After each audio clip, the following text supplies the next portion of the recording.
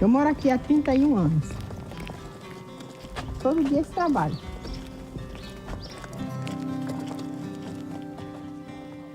Quer ir para ali, para as galinhas? Bora. Vou colocar água lá para elas.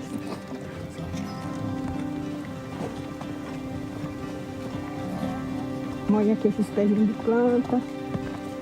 Todo dia eu faço isso.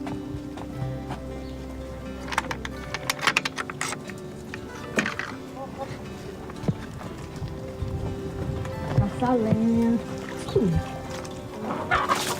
Quando é época de chuva, a gente planta, vou para a roça ajudar a plantar. Aí se tiver que correr, eu venho para casa, fazer almoço, para casa. Só o meu trabalho, caço lenha. Quer vir de novo por aqui? Eu gostaria de saber qual foi a reação da senhora quando soube que os parques eólicos vinham para cá. Aí a gente ficou com medo, assim, ficou, né, meio cabreiro, que a gente não conhecia. Qual era o medo que a senhora tinha? A gente fica assim, né, como é que vai ser isso? E onde é que vai colocar? Aí um pessoal chegava e falava, mas essas torres não é coisa boa, esse negócio dessa energia não é coisa boa, não. Diz que pega o vento todinho. Vai carregar o vento todo e a gente vai ficar sem o vento. Aí a gente ficou meio assim, meu Jesus, mas e como é que a gente vai ficar sem o vento? No tempo do calor, que é muito calor, e se o vento for todo embora? O parque chegou, né? E tá aí. E passou um medo? Aí passou medo, mas...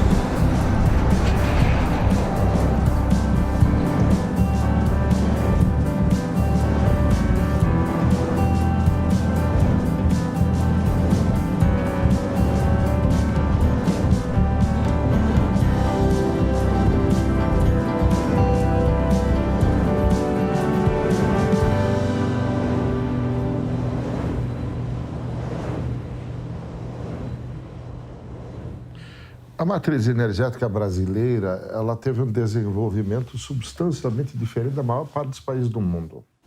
País continental, com topografia bastante variada, desde o começo foi identificado como seu grande potencial hidráulico.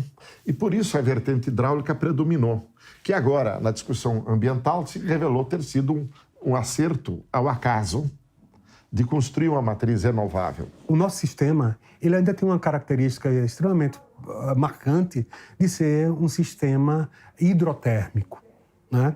E veja só que estamos sendo regulados sempre na nossa conta de luz por bandeirinhas. Esse mês é bandeirinha verde, esse mês é bandeirinha vermelha, e quando é vermelha é porque estão sendo operadas mais as térmicas.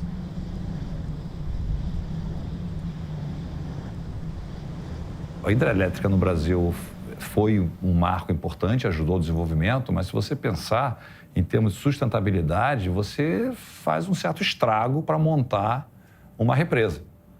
E você depende muito, e está muito recente o quase apagão que a região sul-sudeste do Brasil sofreu.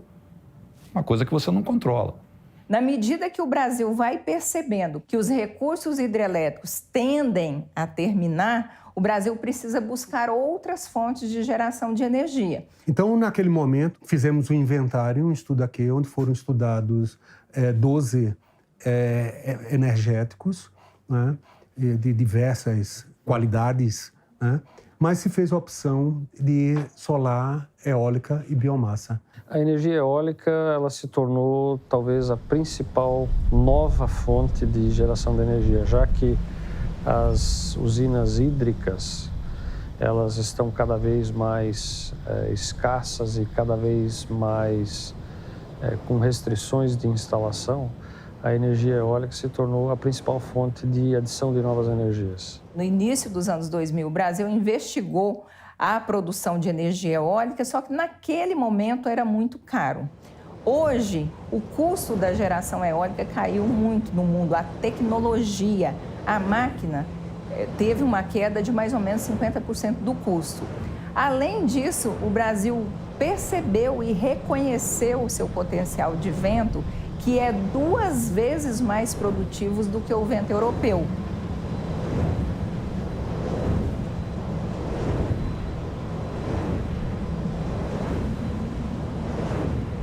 No planeta, o melhor recurso, a melhor matéria-prima para gerar energia eólica estava aqui no Brasil. Eu até achava que isso aí era já existia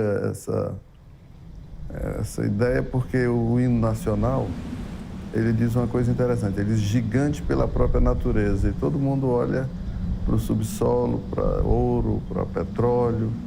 Eu acho que não, que a grande riqueza aqui está acima do solo, que é o vento que não para de ventar.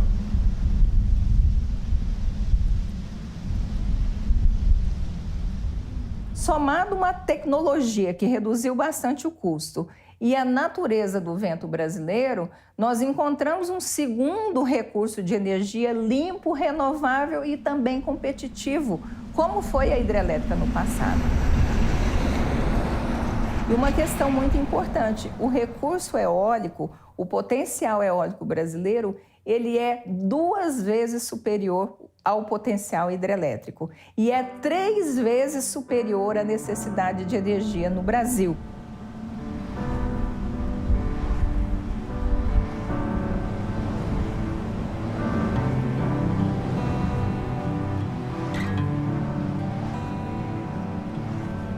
A energia eólica, ela primeiro vem para complementar a própria geração hídrica, né? O Brasil é rico em geração hidráulica e a grande maioria das nossas hídricas, grandes hídricas, ainda com reservatório de água. Então, se você perceber nas curvas de geração ao longo do ano, o eólico e o hídrico, eles se complementam muito bem. E é interessante porque, em algumas literaturas, quando você tem falta de chuva, você tem vento. Então, eu acho que elas se combinam dentro de serem limpas, vamos chamar assim. Você pode guardar vento soltando água. Então, imagine que você está gerando energia, você precisa soltar a água da represa. Se ventar, você para de soltar a água da represa, guarda a água e usa o vento.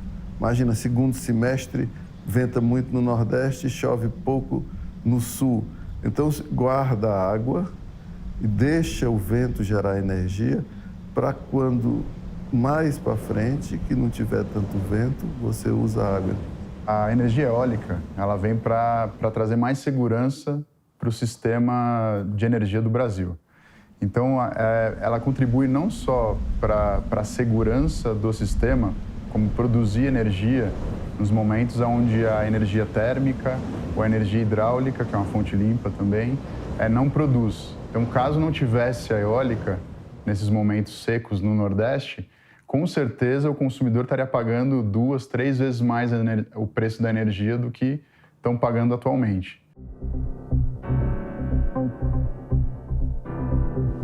Visto que a entrada de energias renováveis neste contexto favorece não só o desenvolvimento do país, mas a geração de uma energia limpa e segura. Quando você fala de impactos ambientais positivos, aí de fato o eólico também vem para suprir um pouco do que hoje é gerado pelas térmicas a carvão e a óleo, principalmente, né? Que é um tipo de geração não tão amigável, né? Então, quanto mais geração eólica a gente conseguir agregar ao sistema, certamente menos CO2 vai estar sendo emitido por essas usinas de fontes mais poluentes. Pessoas ainda falam que as turbinas eólicas têm problema de matar pássaros, ainda falam que turbinas eólicas têm problema de ruído excessivo e que turbinas eólicas têm o aspecto ainda visual. Então, são os 3 aspectos negativos que ainda se fala de turbinas eólicas. Ora, vamos Para o primeiro, o aspecto de ruído de uma turbina eólica, hoje tem um ruído menor, as turbinas modernas, menor do que um ar-condicionado.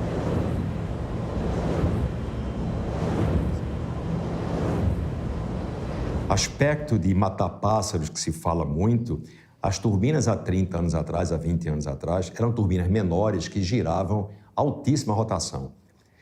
Então, hoje as turbinas giram a 10 a 20 rotações por minuto.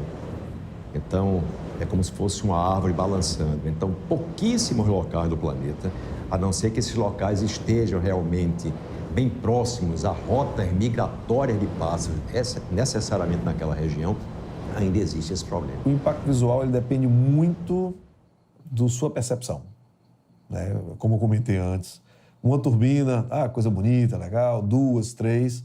A partir do momento que você tiver muitas turbinas eólicas, algumas pessoas se sentem incomodadas, porque ela estava querendo ver a natureza, ou queria ver a praia, vamos dizer assim, e quando começa a ver aquela imagem toda poluída, com muitas turbinas, ele pode se sentir mal, né? Não gostar daquele impacto. Mas é um impacto extremamente pessoal esse ponto.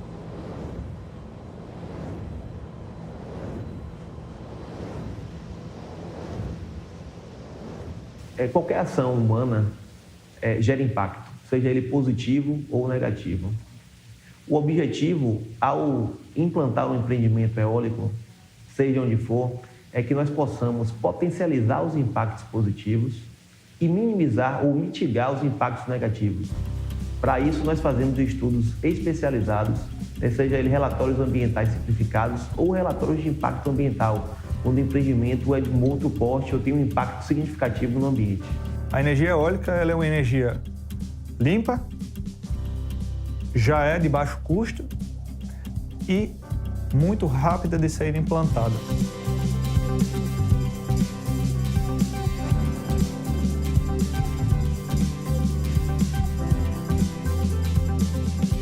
Com relação também ao tempo, é outro fator. Você toma a decisão de fazer uma planta, uma barragem, uma grande barragem, ou até de médio porte, eu acredito que não se consiga fazer em menos de 6 anos. Os prazos médios hoje se dão em torno de 10 anos. Por quê? Porque como tem grandes impactos ambientais, isso requer estudos muito mais complexos e que levam muito mais tempo. É uma das fontes de energia, um sistema de geração que você tem o menor prazo de implantação. Então, hoje eu consigo montar uma turbina eólica em um dia, desde que eu tenha a fundação pronta. Mas vamos incluir a fundação. Eu vou gastar 10 dias para fazer a fundação, 28 dias para curar o concreto, instala a turbina com um dia. Então, a gente poderia ter, numa necessidade extrema, se você precisar realmente instalar energia eólica a mais, é uma das poucas fontes que você tem a turbina disponível e que você, com 3 meses, 4 meses, você consegue ter uma central eólica operacional. Então, ela consegue suprir. Não tem nenhuma outra fonte que você consiga isso. A velocidade de construção de um parque eólico em relação à hidrelétrica é infinitamente maior. Entretanto, a capacidade de geração de um projeto eólico não é a mesma de um projeto de uma hidrelétrica. Uma hidrelétrica, normalmente, ela tem uma capacidade de geração maior. Mas o conjunto de projetos eólicos, você consegue atingir a mesma produção de energia com uma velocidade muito mais rápida de construção.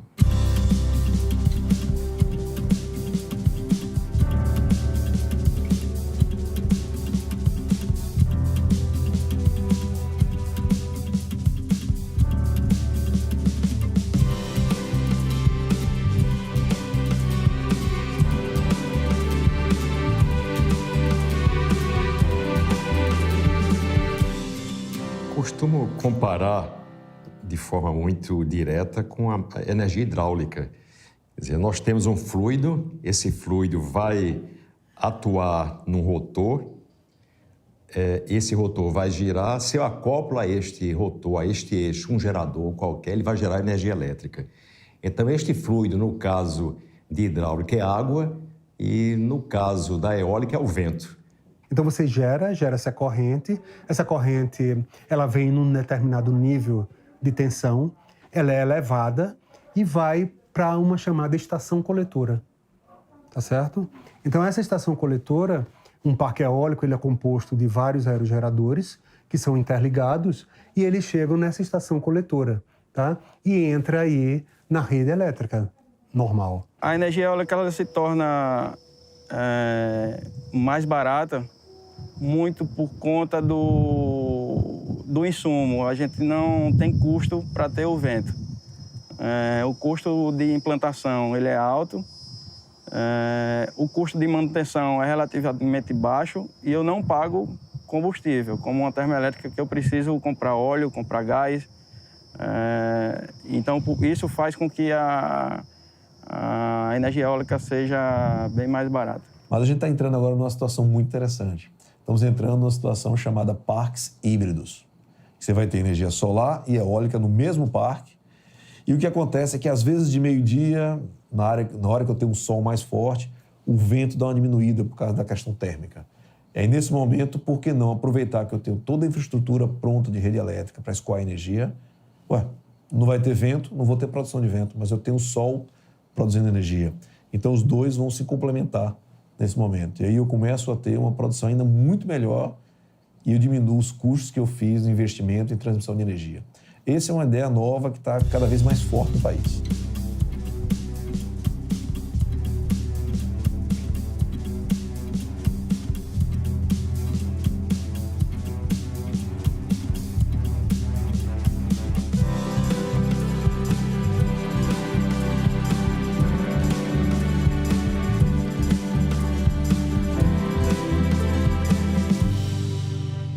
A escolha dos locais de implantação de turbinas eólicas ou centrais eólicas, ela leva em consideração fundamentalmente 2 pontos.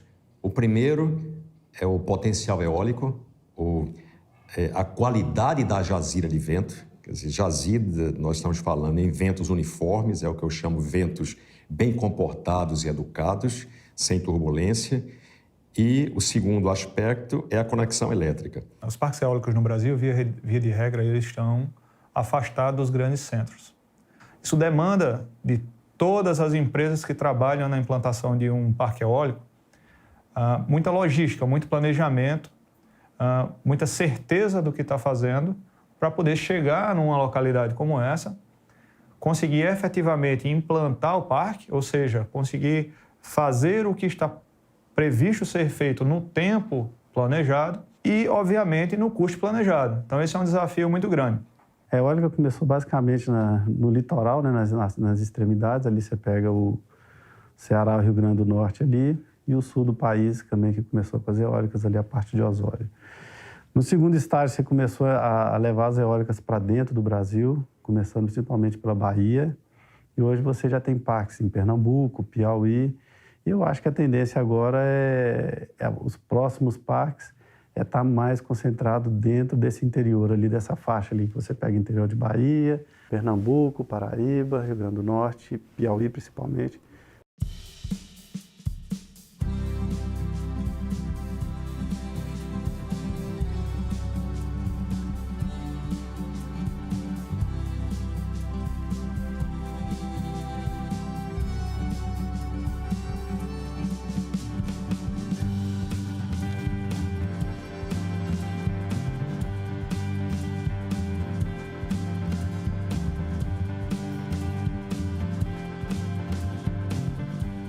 Aqui é o início de uma obra que a gente está fazendo um projeto para a Atlantique, na cidade de Lagoa do Barro. Na verdade, isso aqui que vocês estão vendo vai ser a área da fábrica da torre de concreto, entendeu? Aqui tem mais ou menos 70 mil metros quadrados. A gente está falando aí de 8 campos, 9 campos de futebol, mais ou menos.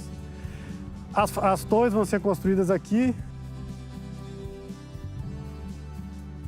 E o projeto está espalhado aqui na serra, entendeu?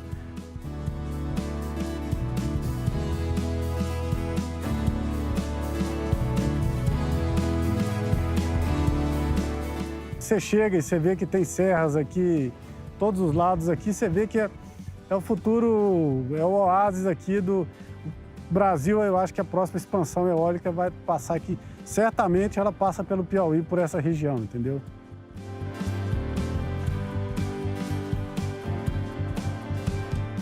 O legado é você, igual eu falei, esse cuidado da gente vir fazer alguma coisa, que era muito fácil a gente vir, colocar a fábrica, podia trazer gente de fora, entendeu? Ainda mais nessa época que você falar emprego, o pessoal está disposto a se movimentar, a gente não está querendo contratar a mão de obra local e deixar que o pessoal, se a fábrica vai ficar 2 anos ou 5 anos, que pelo menos nesse primeiro ciclo, as pessoas que forem contratadas, os hotéis que forem absorver o serviço nosso, que eles saibam usar bem esse recurso que eles vão ter agora, entendeu? Eu acho que isso é o legado. E acaba que você, melhorando, você passa por uma profissionalização, entendeu? É o cara do hotel que sabe que precisa ter um serviço melhor no hotel para receber, é o cara do restaurante, entendeu? E acaba ficando esse conhecimento que a gente espera que fique aí para que a região própria se desenvolva, né?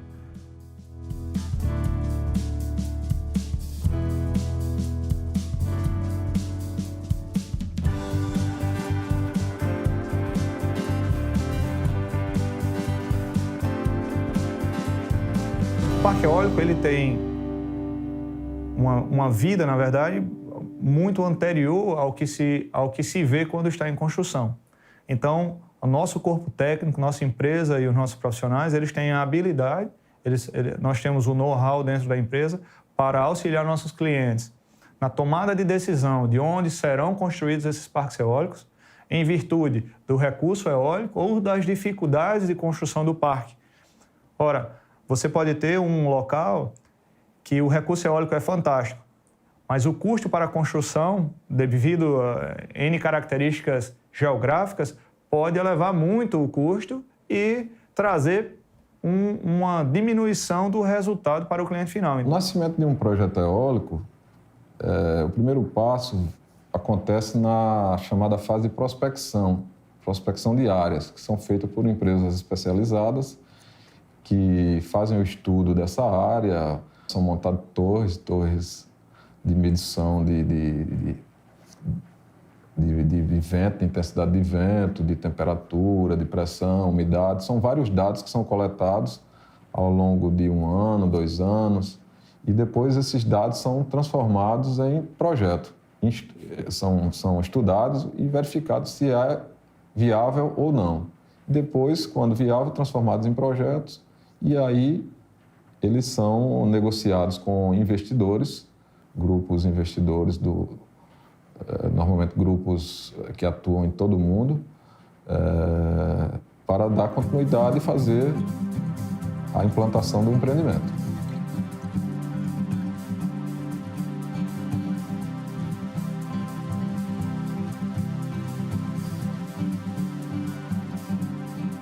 No projeto eólico, nós ocupamos em torno de 2% da área daquele projeto, que são as áreas da plataforma e dos acessos. O restante fica o terreno, absolutamente, as áreas preservadas. Os proprietários dos terrenos, dos locais que estão sendo implantadas as centrais eólicas, você não tem a perda do local.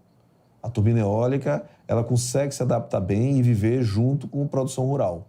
Então, você coloca uma turbina eólica no terreno da pessoa, na fazenda dele que seja, e ele pode continuar com sua propriedade produtiva, seja com a agricultura, seja com pecuária, o que seja.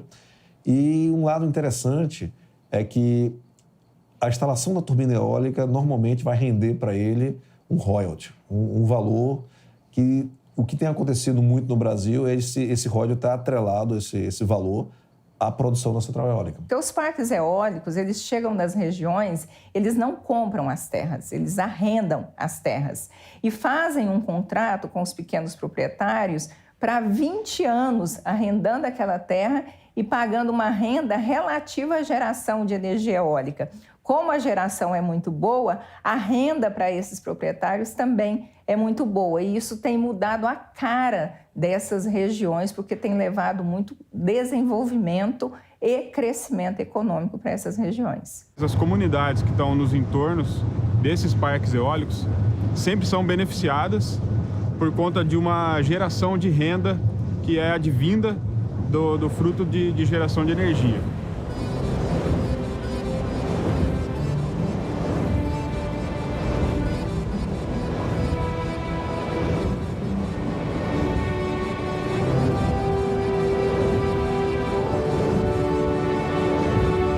Dizem que Deus é brasileiro, né? E se for mesmo, acho que ele é nordestino, né? Porque os ventos são muito fortes, muito constantes no Nordeste. Hoje, mais de 80% de toda a geração eólica do Brasil é produzida no Nordeste. Eu acredito que o principal fator disso é realmente a posição geográfica, a qualidade do vento daquela região, né? A importância da região Nordeste para o Brasil é com relação ao vento.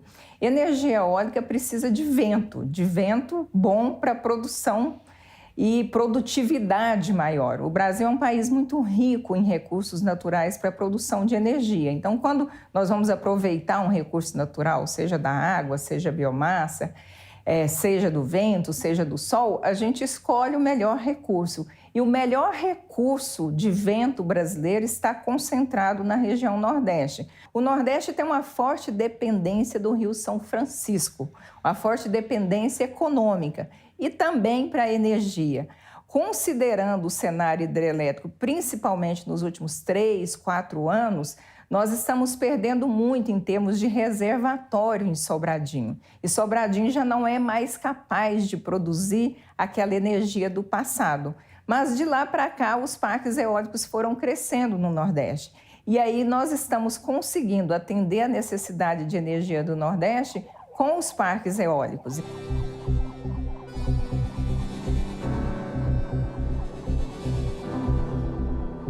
E aí o que se diz hoje? Se não fosse a energia eólica, o Nordeste já estaria em racionamento de energia elétrica, porque de água já está. A região Nordeste, com relação ao potencial eólico, tem uma característica de uma grande estabilidade meteorológica, uma grande estabilidade de ventos.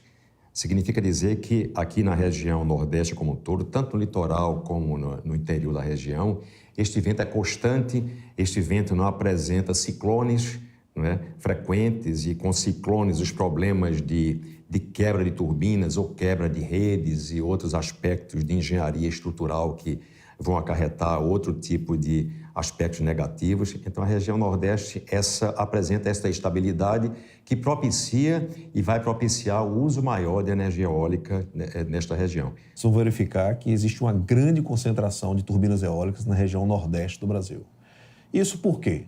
É uma questão que todo mundo faz e não tem para onde. O primeiro elemento que a gente tem é que, realmente, os melhores ventos que a gente tem encontrado, em primeiro momento, a gente fala ventos muito bons na região Nordeste do Brasil. Eu digo para você ainda mais, o Rio Grande do Norte tem um dos melhores ventos do planeta. E lá você vai encontrar a maior concentração de turbinas eólicas por quilômetro quadrado, que é uma coisa espetacular. A região Nordeste, no contexto de mundo, seja a maior região do planeta que tem 100% de energia renovável.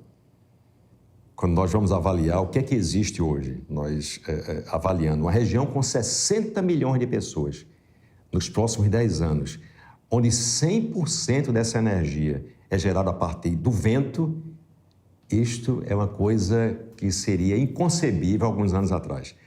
Então, a região Nordeste, casado com a aplicação de eólica, ela deve ser a região do planeta com maior participação de energia limpa.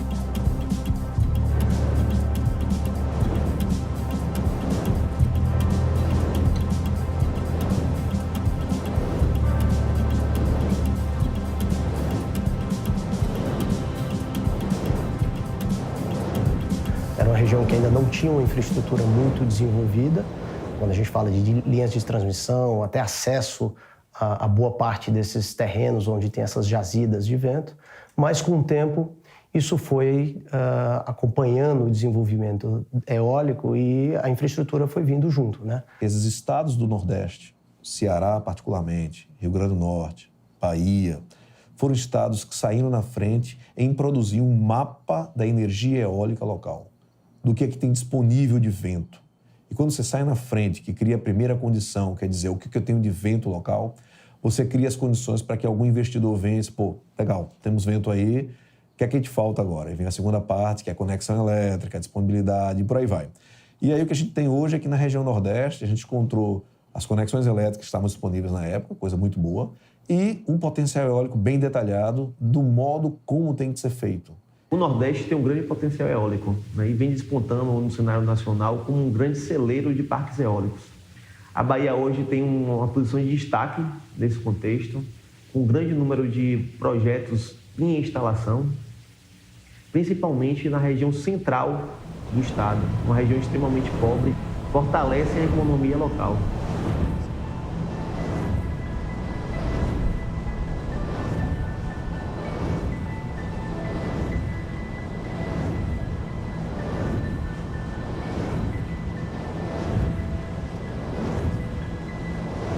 Imagine que um parque eólico com a mesma quantidade de aerogeradores que estiver construído e locado no Rio Grande do Norte, quando comparado a um mesmo parque com a mesma quantidade de aerogeradores locado em outro estado, como Pernambuco ou até mesmo como a Bahia, os parques do Rio Grande do Norte eles conseguem ter uma utilização do seu ativo, ou seja, como os ventos são bastante irregulares, os nossos parques eólicos passam mais tempo gerando energia e mais tempo entregando energia para a rede e para os consumidores. Se a gente falar do Rio Grande do Norte, que toda a energia do Rio Grande do Norte vem de energia eólica, isso ninguém acredita, né?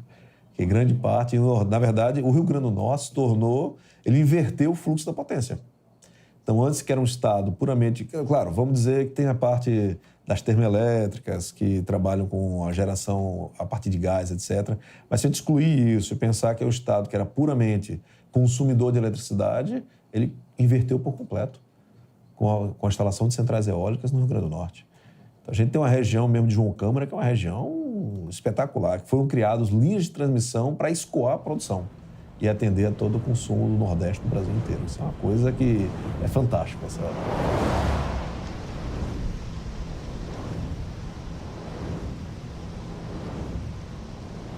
Aqui na nossa região onde estamos, a região de João Câmara e Parazinho, é a região no Rio Grande do Norte onde mais temos aerogeradores instalados no estado e também no Brasil, né? E a região se destaca muito pelo vento abundante e a qualidade do vento, né? Porque os ventos aqui eles são fortes e constantes. E devido a isso, a região se destaca por ter um alto fator de capacidade, né? Aqui na região a gente já passou dos 2.000 aerogeradores instalados. Hoje aqui na região, né, a gente tem ainda muito território para expandir energia eólica aqui no estado do Rio Grande do Norte, né? Temos alguns parques que ainda estão em construção e tem mais áreas aí que possivelmente no futuro próximo já terão novos parques eólicos aí colocados nos leilões de energia pelo governo federal, né?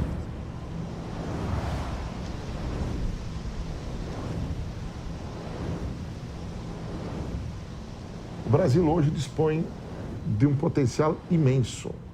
Não falta recurso, falta organização, gestão, planejamento para avançar a matriz elétrica. E certamente o papel da eólica vai ser muito importante, porque hoje se tem 250, 260 mil megawatts de potencial já parcialmente desenvolvido, mais da metade, então quase a metade do hidráulico, nós temos já hoje, para a tecnologia atualmente vigente, uma estimativa de que pelo menos temos 300 mil megawatts, o número é redondo exatamente para não se ter medições suficientes. Falta no Brasil urgentemente uma política pública. A falta de planejamento, ela tem um desencadear muito grande e que com certeza chega no consumidor final. Porque a partir do momento que a indústria vai produzir e o preço de energia não é competitivo, isso reflete no produto final, que reflete no bolso do consumidor na hora de pagar o produto. E aí nós estamos falando de 100% dos produtos que a gente consome. Não tem uma exceção. Tudo tem energia elétrica envolvida. Bom, o mercado da energia eólica é um mercado muito interessante nesse sentido. Começou e cresceu muito rapidamente e todo mundo estava pensando isso ia continuar e agora temos uma situação dentro dos últimos 2 anos. Não parou tudo, mas não saíram mais novos leilões e toda a cadeia de fornecedores da energia eólica agora tem essa mesma situação, essa pergunta, e quando vai começar de novo, né? Porque a grande questão para as fornecedoras da energia eólica, como de qualquer outro tipo de indústria, podemos aguentar uma descontinuidade do negócio ou não? E nós precisamos ter um plano de Estado e não de governo. Porque o que acontece é que a cada mudança de governo, você tem mudanças radicais de ordem regulatória que impactam profundamente o setor, inclusive afugentando investidores.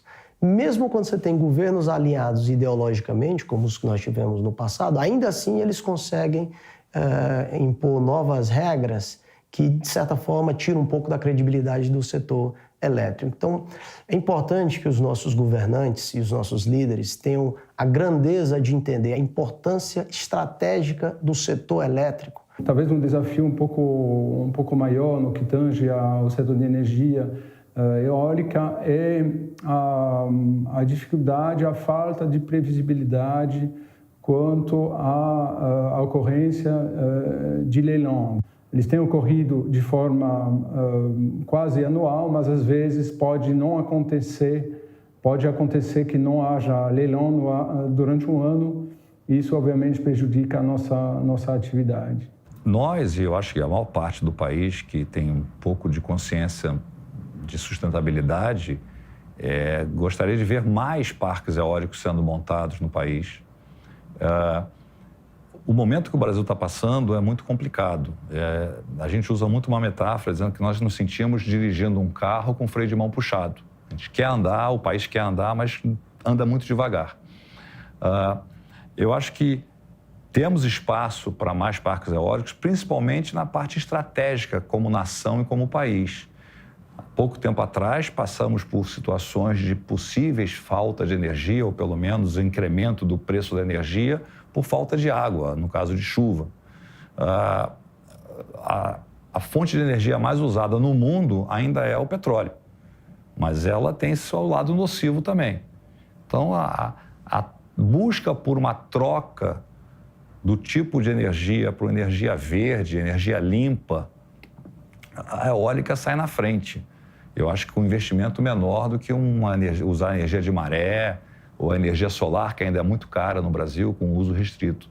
Então, a gente está torcendo muito que o Brasil, eu possa soltar o freio de mão do carro e preparado nós estamos. Da mesma forma que qualquer indústria, a indústria da energia eólica, ela precisa de planejamento e de forecast, ou seja, precisa de projetos no longo prazo para poder ter toda a sua cadeia de suprimento e toda a sua cadeia de fornecedores trabalhando para que esses projetos se realizem.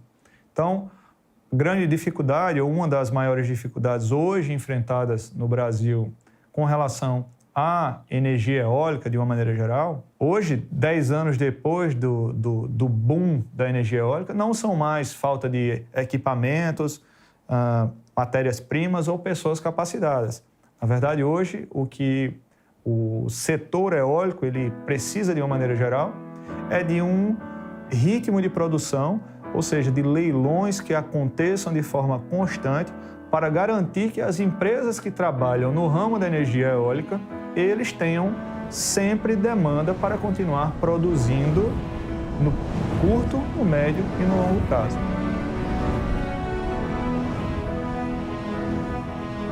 Hoje está com cerca de 7% ainda só, mas é a que mais vai crescer. Se nós formos inteligentes, provavelmente a base da expansão brasileira, se a economia voltar a crescer, vai ter que se dar pela eólica e a mudança do paradigma da gestão hidráulica. Hoje já temos uma situação onde sabemos a distribuição da energia, a geração e a distribuição da energia tem que ser regionalizada, localizada. Não faz sentido transportar tudo sobre milhares de quilômetros. É bom ter redes locais. Para o futuro, que eu acho que é importante para o mercado se desenvolver, a gente abrir mais esse mercado ser livre, assim como é na Europa, assim como é nos Estados Unidos, onde o consumidor residencial tem acesso a esse mercado livre. Essa livre negociação que a gente está falando, que é na sua casa você poder ir comprar a sua energia e escolher o seu fornecedor. No futuro, você com certeza vai poder escolher a energia que você quer consumir. Você diz, eu quero só consumir energia limpa, eu não quero consumir energia que polua. Aí você vai poder consumir só essa energia. O que vai acontecer no futuro bem próximo é a geração de mais de 100% da energia com grandes centrais eólicas. E a segunda grande revolução é a revolução de aplicação de energia solar de pequeno porte. Então, eólica de grande porte e solar de pequeno porte, isto é, a localização de painéis de energia solar, painéis fotovoltaicos em cada residência, em cada concepção comercial ou industrial, isso é a próxima revolução. Nós estamos agora num momento em que o consumidor está muito mais exigente com os produtos que ele compra. Ele quer saber se é sustentável, ele quer saber se não houve trabalho escravo. Então, isso a AB Eólica está atenta, a associação está atenta, os investidores estão atentos em pensar em levar essa mensagem para o consumidor. Nós até criamos o certificado de energias renováveis. Hoje, os consumidores livres que podem comprar energia livremente, eles já podem comprar energia eólica certificada e colocar isso no produto deles, uma forma que nós encontramos de fazer isso. E, por outro lado, está havendo também um movimento em que os consumidores estão produzindo a sua própria energia. Nós temos isso de forma mais popular com a fonte solar, a microgeração solar. Você pode colocar solar no teto da sua casa. Mas nós temos também os microaerogeradores e temos muitos investimentos. Nós temos mais ou menos uns 400 microaerogeradores já instalados no Brasil, em que as residências ou condomínios fazem uma combinação de painel solar com microaerogerador. Então, o consumidor ele está produzindo a sua própria energia.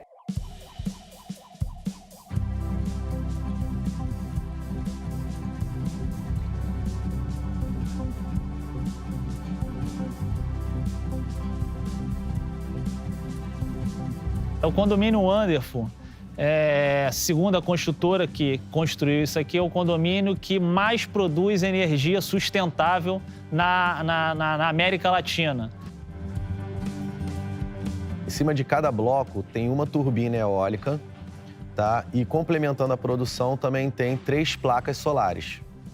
Essa energia ela é dedicada, tá? Com a utilização de baterias estacionárias, tá? Que ficam no topo do prédio e elas alimentam a iluminação interna do prédio. Seriam os corredores, a escada de incêndio e o hall social.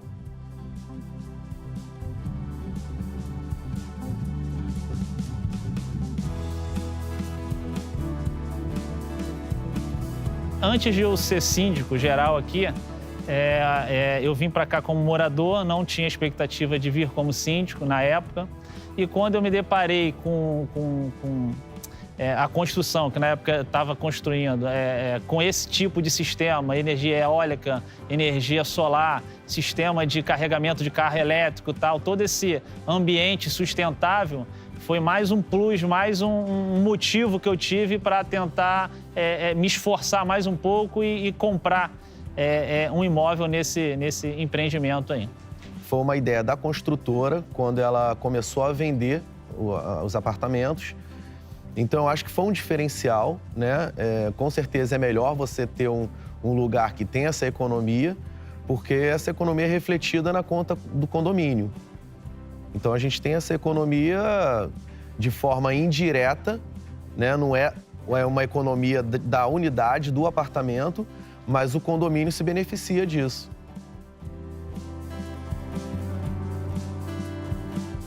Olha, na hora da compra do apartamento, você não pensa inicialmente na sustentabilidade, né? Você pensa em morar. E eu acho que a construtora, quando decidiu colocar isso no projeto, ela já visualizava que isso ia ser uma vantagem para o condomínio, em termos de economia, né? E também, assim, é uma coisa moderna. Eu acho que é uma tecnologia nova e eles planejaram isso para o condomínio, que foi o mais importante, né? Foi uma decisão da construtora.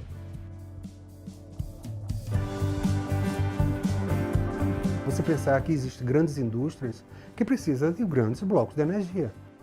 Mas se você pensar vamos dizer assim, que 30% do nosso consumo de energia ele é residencial, né? Pode ser que você, em termos de residência, esse conceito ele mude.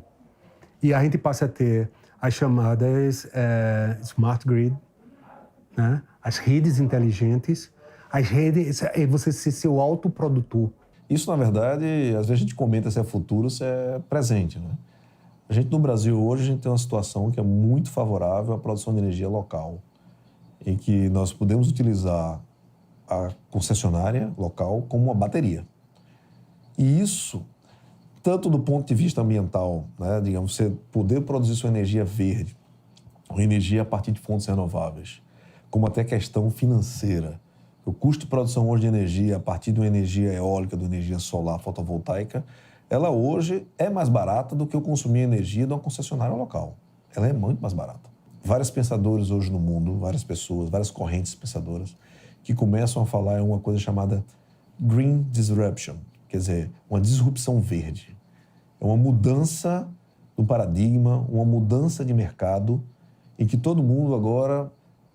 Existe até um pensador, não vou dizer o nome dele, porque é uma pessoa muito interessante, mas ele tem uma ideia que até 2030 nós teremos todo o modelo de negócios das concessionárias e de produção de energia de grande escala vai estar quebrado. Olha, eu acho que a geração distribuída é uma realidade também. Você tem países hoje, para te dar um exemplo, que tem aumento do consumo de energia, mas diminuição no consumo, na compra de energia proveniente das grandes usinas. Ou seja, mais gente está produzindo energia em casa, né? Então, acho que esse é um filão formidável. O Brasil está se modernizando e existem leis hoje que permitem, com maior segurança, investimentos nessa área. E acho, sem dúvida, que tem um espaço importante para a energia eólica atuar aí, né?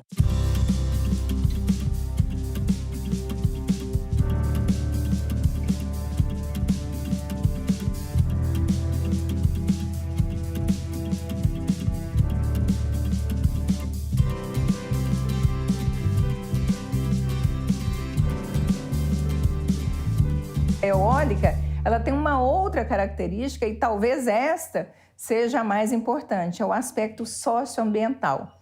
A energia eólica, ela gera renda e riqueza nas regiões com poucas oportunidades econômicas. O semiárido brasileiro, o interior do Rio Grande do Norte, da Bahia, do Piauí, são regiões que são pouco produtivas, tendo em vista a situação da terra. Só que, com a chegada dos parques eólicos, os pequenos proprietários, que boa parte deles viviam, inclusive, de Bolsa Família, estão tendo renda a partir dos parques eólicos. Eu costumo mencionar que o uso da energia eólica na região semiárida no Brasil é a maior revolução. Por quê? Porque essas localidades onde as centrais eólicas estão sendo implementadas, elas nunca teriam qualquer tipo de atividade.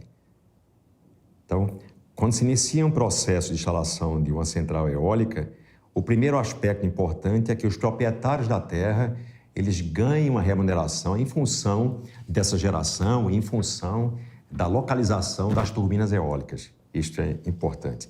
Posteriormente, toda uma comunidade, toda uma cidade, ela tem um desenvolvimento muito concentrado com atividade de construção civil. Quer dizer, a energia eólica ela é muito intensiva na parte de construção civil. E, posteriormente, nós entramos na área tecnológica, que é a área de operação dos parques, com engenharia eletrônica, engenharia elétrica, engenharia mecânica, engenharia estrutural, engenharia de sistemas. Então, essa parte de empregos de alta qualificação, numa região totalmente isolada, onde essas pessoas precisam necessariamente morar próximas aos parques, isso dá uma revolução e um impacto de desenvolvimento muito forte nesses locais. Bom, a energia eólica se tornou uma boa fonte, né, de melhoria de desigualdades sociais, vamos dizer assim, né? E as turbinas eólicas, elas têm um impacto muito positivo nas comunidades que estão sendo instaladas. Assim como a gente pode observar na grande maioria das sociedades, os locais que estão sendo instalados centrais eólicas são locais pobres, locais remotos. E aí, com a vinda da geração eólica para esses locais, a gente tem diversos ganhos que a gente pode começar elencando. Primeiro de tudo, você criar uma infraestrutura básica na cidade, né? Você ter acesso, ter como instalar essa turbina eólica. E aí, junto com isso, o que é que vem? Vem aquela necessidade de uma pessoa local para dar manutenção nas centrais eólicas. E com isso, você gera uma formação de pessoal local. Nenhuma empresa dessas grandes, que mesmo que seja uma multinacional, que instalou uma central eólica no interior da Paraíba, no interior de Pernambuco, etc., ela não vai contar com a mão de obra remotamente para dar manutenção nas máquinas, nem nos sistemas locais. Então, ele precisa realmente de uma pessoa local.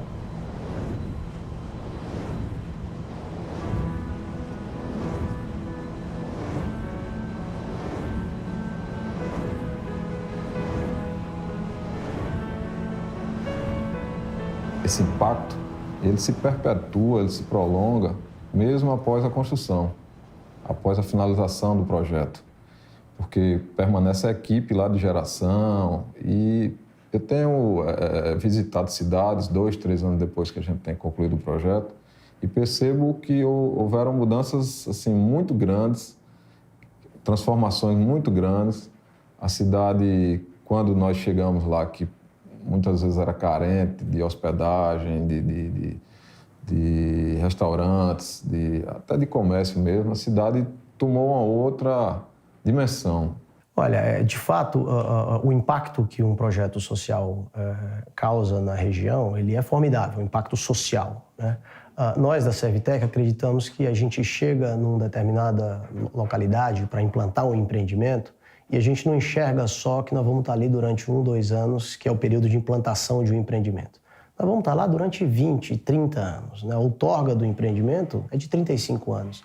Então a gente busca desenvolver um trabalho social junto a essa comunidade que possa engrandecê-los no longo prazo também, desenvolvendo workshops, tentando aguçar as habilidades e as competências que cada uma dessas pessoas tem lá, obviamente identificando que tipo de negócio, que arranjos produtivos podem ser desenvolvidos nessas regiões, para que essas pessoas possam efetivamente sair dessa pobreza, sair dessa situação tão difícil. Ao mesmo tempo, é compromisso da empresa e é compromisso das empresas que trabalham na energia eólica trazer para esses municípios o desenvolvimento. E você não traz desenvolvimento para esses municípios se não for através também do emprego e renda.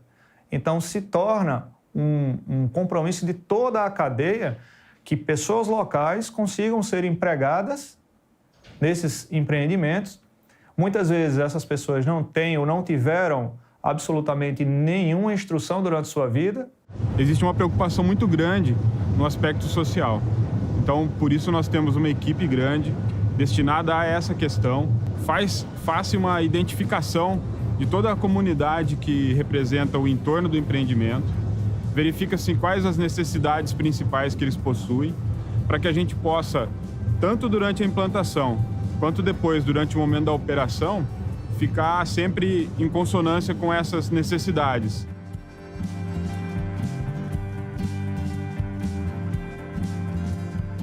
Então, nós temos aqui na nossa comunidade da Vila Amazonas, da renda dos parques eólicos, tá certo? Elas são totalmente divididas por iguais. O primeiro parque eólico comunitário, tá certo? Do mundo, exemplado, está aqui na Vila Amazonas, por essa grande experiência que vai servir para as outras comunidades.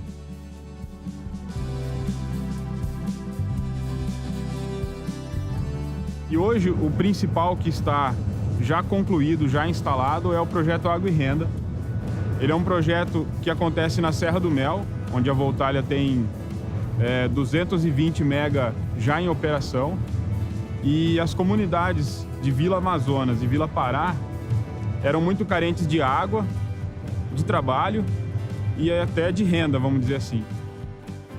A importância desse projeto, Água e Renda, é que uma das prioridades é a gente melhorar a qualidade de vida da nossa comunidade através dos produtos que vai ser produzido aqui nesse projeto, né? Através de quê? Do mercado que a gente possa comercializar na própria comunidade por um preço justo, né? Um preço realmente que nós que convivemos aqui possamos, né, comprar um peixe com um preço razoável, né? Um preço realmente mais barato que nas redes de supermercado, né? Então a importância desse projeto, o objetivo é isso, né? E a gente também aprender a como conviver, né, com a criação de peixe, que para nós é uma novidade muito grande, né, que está dando certo, né? Porque para nós desse projeto, o objetivo é a alga. Por quê? Porque nós estamos aqui na comunidade da Vila Amazonas, que onde tem um poço profundo no município, está a 46 quilômetros. A água não tinha, que a gente tomava banho até no tempo que a gente passava a semana sem tomar banho, que era pesado mesmo a água. Sim, o pincel a gente chegava aqui, né, Cabello? Aí no caso com o pincel a gente chegava, a mãe da gente passava a mão, só passando a mão. Não chegava a gente jogar água, não, só passando a mão, a mãe da gente, no pincel. Só tirando aquele maior, ficava o menor grosso, sabe? E a bacia, a gente tomava banho na bacia. Quem tomava banho no derradeiro, não tomava banho, ficava sujo, né? Na bacia, era difícil a água aqui, né? Ele trata de uma dessalinização de água salgada, que vai gerar uma água muito boa para o consumo humano, depois que ela passa por um tratamento de um equipamento que chama dessalinizador. E esse equipamento tem uma função de separar a água boa da água ruim, né? Então, quando eu falo água ruim, é água com muito sal. E essa água com muito sal não pode ser destinada para o solo, ela tem que ser armazenada. E então ela é armazenada em tanques que foram utilizados para a criação de peixes. Sofria demais a gente aqui. Mas hoje não, melhorou muito. Melhorou 100% sobre essa energia eólica dessas firmas. Até emprego melhorou. O comércio aqui cresceu mais.